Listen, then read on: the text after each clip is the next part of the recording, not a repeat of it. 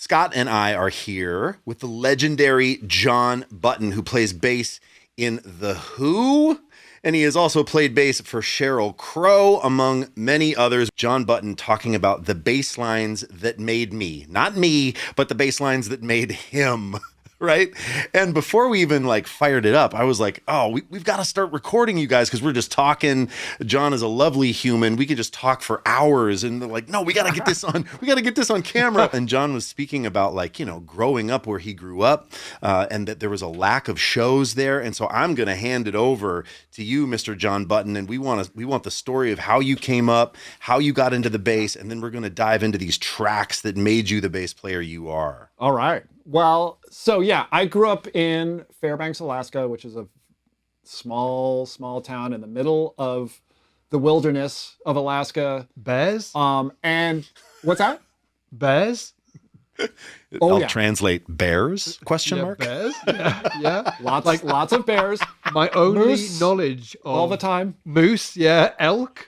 What's the difference between a moose and an elk? Maybe we shouldn't get get into that right now. But it is something that I have wondered. But my only knowledge of Alaska really is Northern Exposure. Man, can you remember Northern Exposure? Of course. I used to be a massive fan of that show. Anyway, Jon. Great. Wait. As you were. Great fretless bass on the theme. That's right. Yeah. That's awesome. Yeah.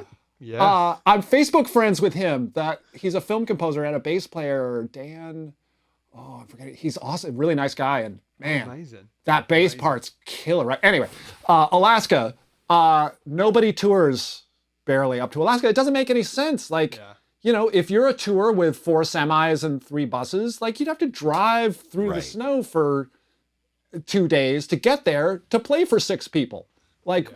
Nobody's going to go up there. So, and just before we started, we were talking about Bring on the Night, the Sting, the documentary about when Sting went solo after the Police, and his band with Daryl Jones and Omar Hakim and Kenny Kirkland. And, oh my God. And so cool. Branford Marsalis. Branford, thank you. Yeah, that's right. How could I forget? So for me, watching any kind of video stuff like that was huge. I watched that thing a million times, just ooh, I want to do that someday. I want to be those guys. And somehow I managed to kind of do it. So cool. And we've got some tracks pulled up too that we wanted to check out. And as you guys were stuff prepping that it, I was listening to in the cold, dark forest of Alaska. What's first up? Cold, dark forest of Alaska. What is the first track, Scott? What do we got? We've got Miles Davis, Fat Time. When was the first time you heard this? Yeah.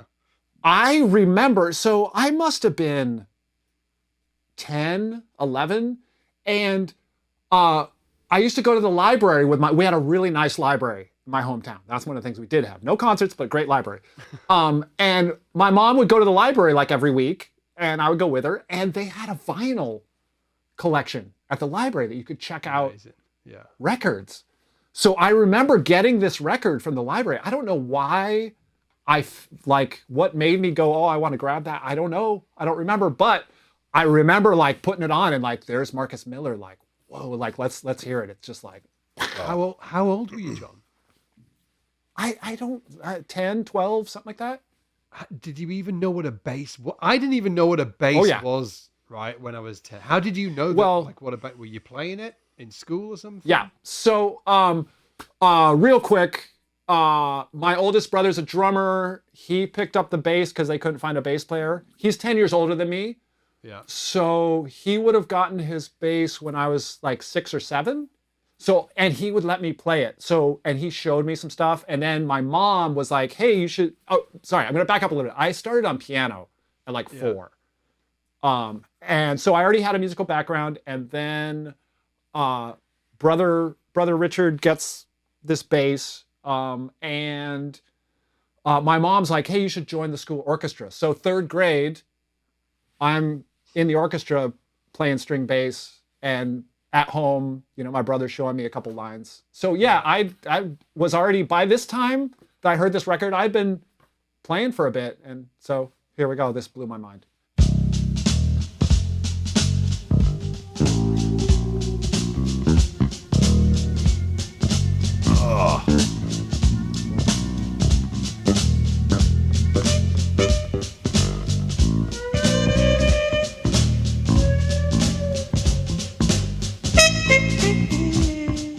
So John, you said this is this Marcus Miller? You said Marcus Miller. Yeah. It is. Man, I like when I hear this, I do not hear Marcus Miller, right? Because I'm so used to the scoop slap sound. I don't. I mean, Sure. like I would never in a million years go, oh, of course that's Marcus Miller. Would you guys? I mean, yes, for me, because this was, you knew I it. think, the first time this was the first time I heard him. So this was like my introduction to him. I mean, he's playing 5-string on this with fingers. No. Swinging so I don't hard. think it's no, 5-string. Is it a 4? I think it's four? tuned down. It's Tuned tuned down. Jeez. But to me, like, what I hear is the articulation, right? Yes. And the dynamics. He's playing with so much dynamics, and then the swing he's got, the feel. It's just like, wow. Oh my God. So good. One of the first things I thought is like, if anyone says like, oh, an electric bass in jazz, it can't swing.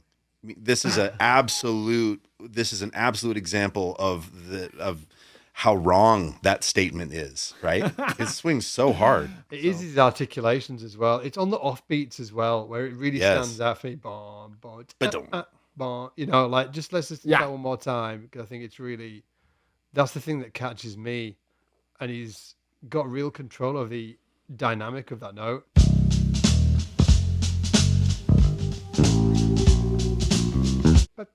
It's that, isn't it? And those short the note length. notes. The note length too, right? Just Yes. And his ghost notes into the next strong beat.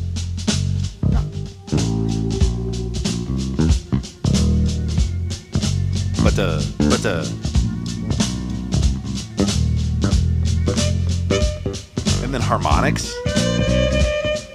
And I became a huge Marcus fan. Marcus was huge for me. I mean, I don't do much slap stuff anymore, but like when I was a teenager, like it was all about. You were killing me, but Yeah. Yeah, and I was really into Marcus. Huge. Oh, that's so cool. This other slap bass player. Oh yeah, yeah, that's right. We got another one coming out. Yeah, or the next one. And not Marcus, correct? Do you know who it is? Oh, you know who it is, Ian, don't you? You heard us talking about it earlier. I wouldn't have known, but let's play it. Play it for a minute.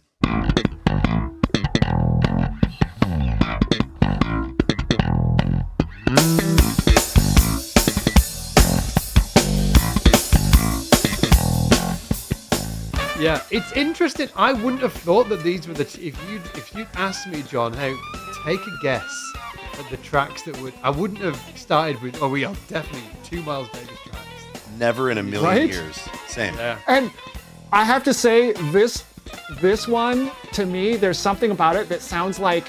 Did we say who it? We haven't said who it is yet. The bass player's thumb like comes through the speaker and is just like hitting you in the forehead. It's just like, God, it's like so intense. So great. It's completely different to Marcus Miller, isn't it? So obviously, for people that are watching, the bass player on this is Daryl Jones, and that's why we actually originally got talking about the Sting. Daryl the Munch Jones. Because he's getting very munchy. Strings. Yeah. And again, he was really young when he did this as well. So, and I think that like you can feel that real that enthusiasm in the way that he's slapping the heck out of that bass. But yeah, like really different to Marcus. When I listen to Marcus, he's got a very like super clean, articulate way where Daryl's like much more aggressive in your face, and also a different sound as well. Do you know what bass he was playing on that? 66 jazz bass. Wow. It's a completely different sound than Marcus as well. Totally. Yeah, more mid-range in it. Less of that sort of like Sadowski scoop that we've kind of come to expect maybe from Marcus. And it's also totally different, it reminds me, it's that thing of like, it sounds like Flea. Like this thing. It sounds like Flea to me, you know? Check it out. Interesting. I've never caught that parallel.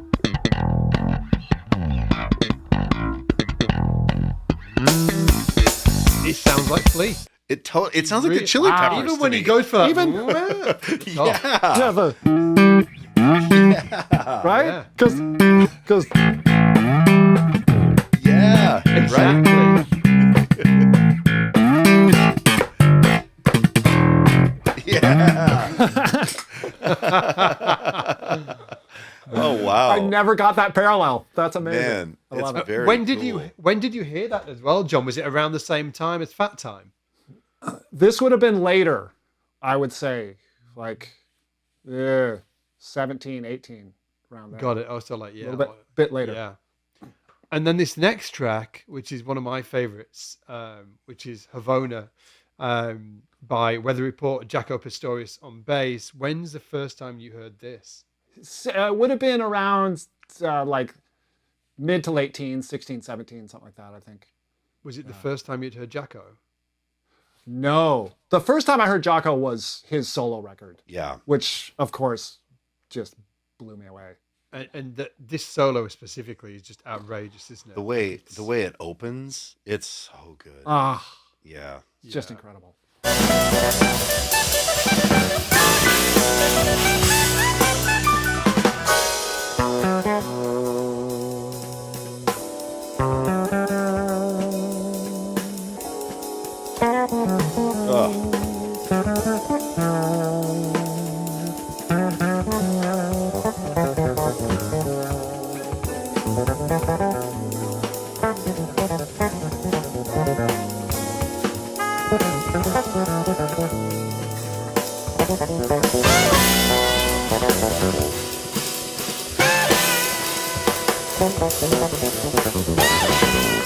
And the bass line as well, like just the Bassline's bass line, crazy. like it's outrageous. Yeah. So good. I mean, his phrasing and, melodic sense combined with his feel and articulate, it's like so good. Just so musical and beautiful and, just incredible.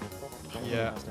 His feel is outrageous, actually. I think that's one of those things, like in terms of pocket, in terms of where he placed the note for me, was kind of like really stand out in terms of, his feel when you listen to him play with a band. That's one of the things that really jumps out to me is his placement of the note. Interestingly, in this one as well, if you, like I was just listening to it with cans on, obviously, you can really, for this first section here, this bit here,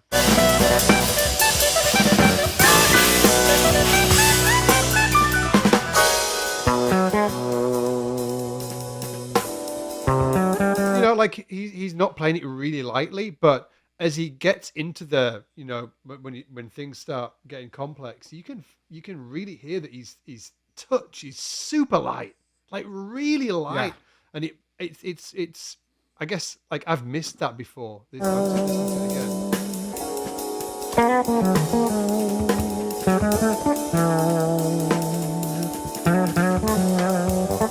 That line there is he's really playing it when he goes into the faster passages really lightly.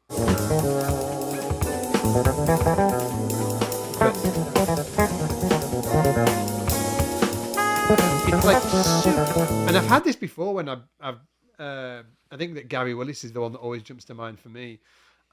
Is that I've listened to him on records, I've watched him on YouTube, and for whatever reason, sometimes it doesn't translate to how lightly they're playing.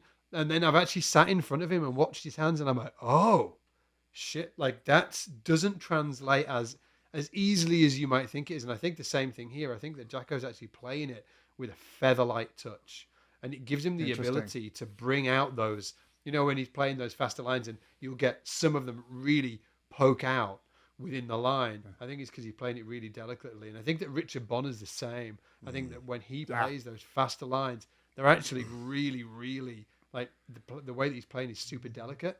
And then it gives him this ability to play at crazy, crazy velocity, but also have this incredible ability to bring out lines within the phrase, bring out notes within the phrase, and have this sort of like this phrasing that sounds quite jumpy.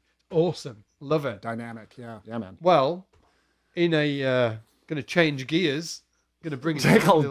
Going to bring us down a turn. Yeah, what's up next? I'm excited. Yeah, Marvin Gaye, what's going on? Tell us a story about this, John. So I somehow managed to, again, up there in Alaska, trying to find my way. I got the Standing in the Shadows of Motown book. I don't know where I found out about it, but I got that, and that, led me to become a huge James Jamerson fan. I must have been probably about 16, 17 around then. So I got super into all the Motown stuff. I just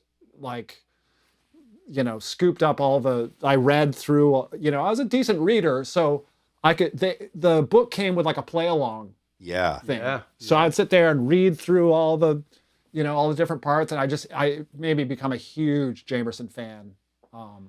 This is one of his just classic all-time amazing bass lines that just makes the song. I mean, imagine this song without this bass line. It's like, it wouldn't be the same. It's not the vibe, is it? Yeah. Like, for anybody that's not heard of Standing in the Shadows of Motown, the book, it's easy to, I guess, sort of like miss how impactful it was for like kids our age when that came out. Yes. Nothing really existed. Yeah. So it was a big fat book, wasn't it? And it had all of James Jamerson's lines in there, but it had like all of these famous players playing the lines. Right. Which was mind blowing. Like Anthony Jackson was in there, Pino Palladino was in there. There was a bunch of John Entwistle. Yeah, John Entwistle. That's right. John Entwistle was in there. Yeah. And if my memory serves me correctly as well, they all kind of like did there was an interview with them within the book, wasn't there? Talking about the impact on James Jamerson on their on their bass playing, obviously the impact of their James Jamerson on their bass playing, but also how they approached playing that specific line as well that they were playing in the book. Let's listen to the tune. Yeah, it's killing.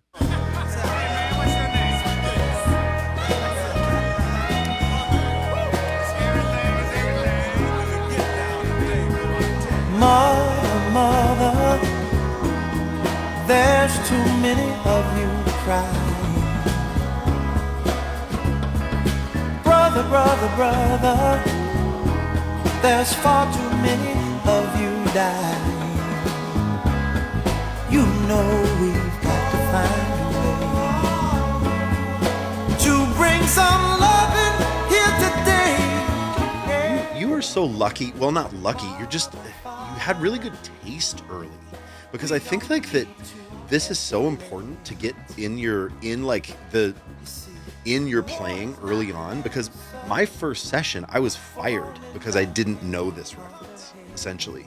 I was in my 20s, early 20s, and I was a rock dude, and came up and they were like, oh, let's, Motown thing, Beatles, Jamerson, and I just didn't have the reference under my fingers, and I got fired, and I was told that I needed to get Standing in the Shadows of Motown, Hitsville, USA, and Beatles #1s, and don't come back until some of that material was digested, And so like, how kind of that person to tell you that. Truly, actually, but like that is changed everything for me. But you had it so early on, you were drawn to it naturally.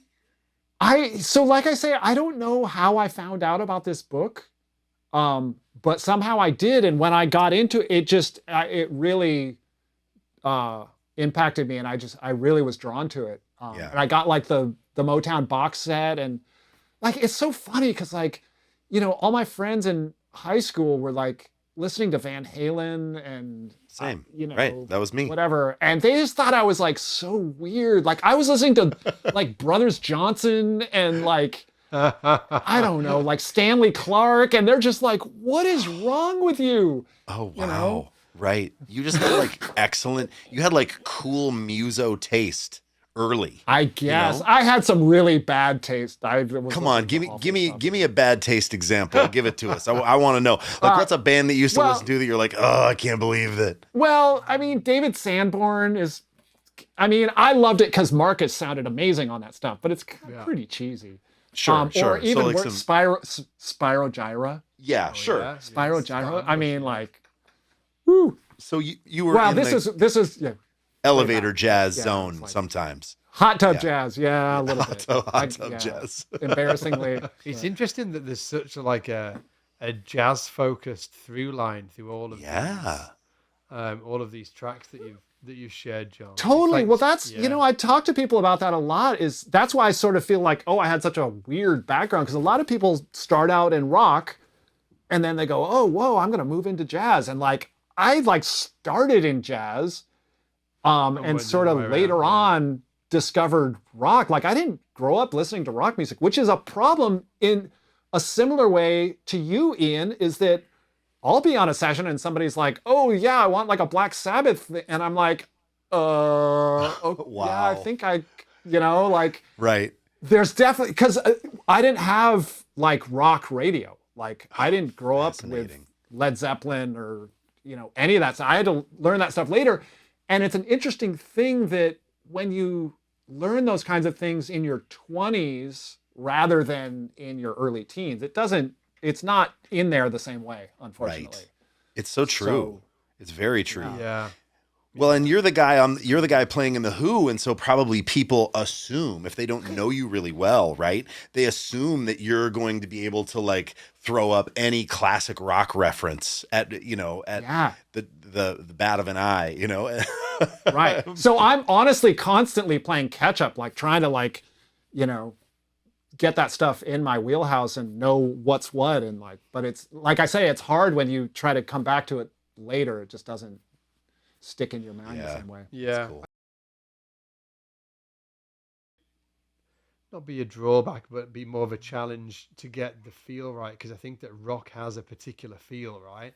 Yeah. But I think that the benefit is of your trajectory through this, like Miles Davis to Weather Report to Marvin Gaye, and let's be honest, Marvin Gaye, when you break, like especially like James Jamerson. James Jamerson was an upright bass player playing electric bass. That's Right. why he was different to everybody at the time. That's actually why it was. Like he was an upright player just on electric bass and harmonically was more advanced than anybody at the time because he came from a jazz background, right? Right. And I think that like your through line through all of that, what you've probably come away with is like a clearer, better understanding of harmony and chords and how that all works. And I think that's so beneficial to have that, as a bass player. True. Yeah.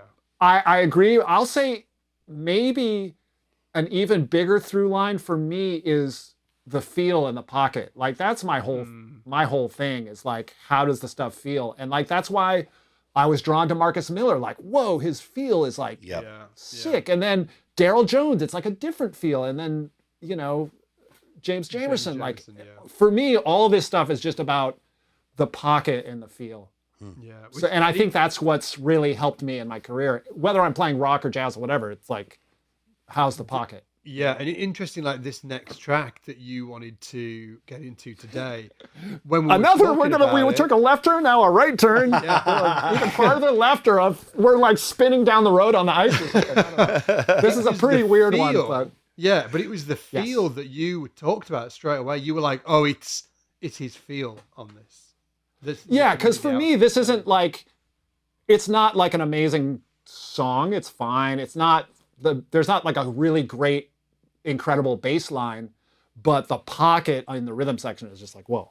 And then we'll check out a nice little fill so should we talk about who this is? Yeah, let's do it. So Randy Jackson, I'm a huge fan of Randy Jackson's bass playing. And a lot of people these days know him as like celebrity, I don't know, talk show host or something. American Idol, right? He was sure. American Idol, yeah. Exactly. And that's what made him famous to the general public. But I was a huge fan of him way back. He's an incredible bass player.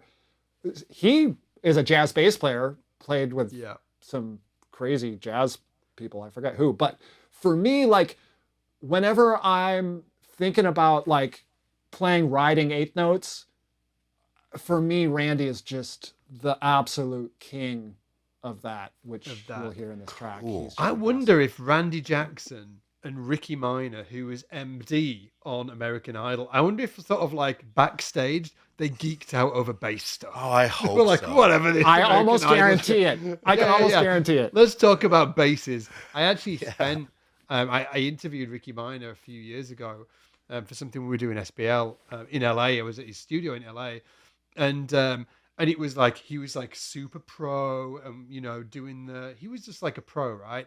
And until we got in the live room where he kept his basses, I kid you not, he just like turned into like a 15-year-old kid. He was like getting his basses out. He was like, this bass. He was like, this is the bass. Oh man, you should hear the sound. And then this bass. And I was just really caught in the moment. I was like, this is freaking awesome. This is why it's cool to do this, because we can be, he's probably almost 50 or mid 50s when I met him, and he just went straight to that teenage kid when he's talking about his basses. It was awesome. It was really cool.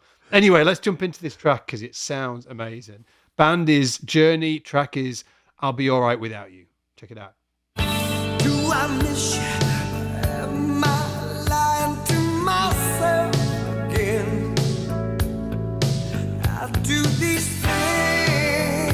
It's all because of you. I keep holding on, but I'll try not to think of you. Love, don't leave me lonely. I'll be alright. Can we just point that out to everybody? Just listen. So if you listen, it's really cool there. He's like playing those big fat eighths, and just that last section there started leaving these little bits of daylight between the notes. He did the short long And the started short, long kind of eighth thing. playing more offbeats, right? Yep. Yeah. He was like accenting the offbeats right before the chorus. It was like a build. It's like freaking genius. Yes. Yeah. Let's just play it again so people can hear that. I keep holding on, but I'll try not to think of you. Love, don't leave me lonely. I'll be alright. Just before, John, when we were talking when we were going through these tracks, and you were saying, hey, let's focus on this, that, and the other. One thing that you dropped that we didn't talk about is you said that you've worked on your eighth note feel a lot. So can we just double click on that a little bit? So a few things. One thing I've done is, like this track, I've recorded myself trying to play along with this track like countless times, trying to get this, because if you record yourself doing this track, like it's hard, this tempo and this feel, to make it feel like this. Yeah. So that's one of the things, is just recording myself along with tracks like this one. And then I've done stuff where I'll put, I don't have a metronome here, but I'll put the click, and I'll have the click doing offbeats. So 1, 2, 3, 4, and get it going. Start. So it'd be right. Right. Yeah. Can you hear my foot? Yeah. Yep. Right. And then I'll get that going faster, where I don't know if I can do it with my foot, but it'd be like, right? You leave the metronome there and you try to make that feel good. I can't do it while I'm clicking my foot, but you get into a point where you're like, right? With the click, click, click. Does that make sense? Yeah. So it'd be like, boom. Sorry, it's hard to demonstrate it. But that's something. So the click doing eighth note offbeats, or no, they'd be 16th note offbeats against, so.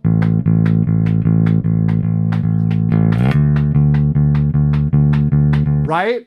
And so that gets your eighth notes like really even. So yeah, those things, yeah, I've worked on that stuff a lot. But more playing along with tracks and recording myself and listening back and going, Trying to how's cop that? the feel of the actual Yeah. original tune. Yeah. Yeah. Ladies and gentlemen, Mr. Jon Button. Yeah. Cheers, guys. And Mr. Ian Allison and Sharon Reynolds behind the scenes. Yeah. Sharon. It was, Sharon. It was really fun today. See you later, guys. Take care, everybody.